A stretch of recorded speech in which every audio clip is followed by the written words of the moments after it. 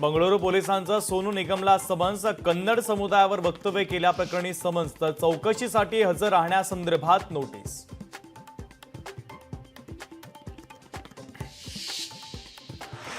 प्रशिक्षणाच्या नावाखाली राज्यातील गृहनिर्माण संस्थांची लूट तर सभासदांकडून वर्षाला 120 रुपये वसूल करण्याचा घाट.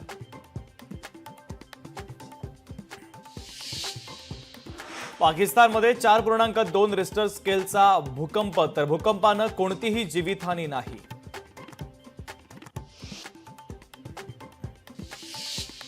आरोग्य विद्यापीठाचा परीक्षेसाठी ड्रेस कोड लागू तर पेपर लीक झाल्यानंतर व्यवस्थापनाचा नवीन निर्णय.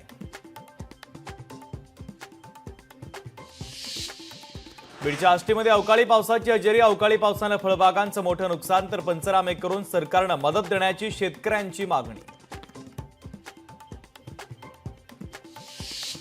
नाशिकच्या त्र्यंबकेश्वर देवस्थान विश्वस्त मंडळावर गुन्हा दाखल करा. भारतीय पुरातत्व खात्याकडून त्र्यंबकेश्वर पोलिसांना पत्र व्यवहार. परवानगी नसताना आवारामध्ये लाडू वाटप सुरू असल्याच्या होत्या तक्रारी. पीओपीच्या मोठींसंदर्भात अद्यापही कोणताही निर्णय नाही. या संदर्भात काकोडकर समितीचा अहवाल राज्य सरकारतर्फे केंद्रीय प्रदूषण नियंत्रण मंडळाकडे सुपूर्द. या प्रकरणी पुढची सुनावणी 9 जूनला होणार.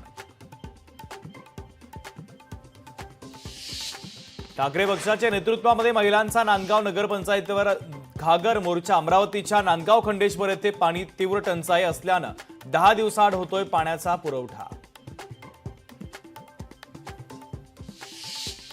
शेत आणि पाणंद रस्त्यांवरील अतिक्रमण काढताना पोलीस बंदोबस्त मिळणार. पाणंद रस्ते विकास होण्याच्या मोहिमेला वेग येणार. मंत्री चंद्रशेखर बावनकुळेंच्या पुढाकारानं शेतकऱ्यांना मोठा दिलासा. मुंबईतील 16 मॉलला मुंबई अग्निशमन दलाच्या वतीनं नोटीस तर मॉल्सना अग्निसुरक्षा नियमांबद्दल नोटीस तर वांद्रे क्रोमा शोरूम आगीच्या पार्श्वभूमीवर सतर्कता.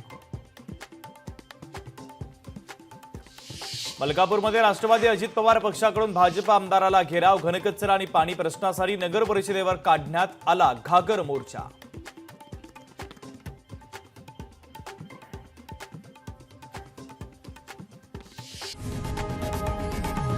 लोकशाही मराठी ऐका, पहा, जागरूक रहा.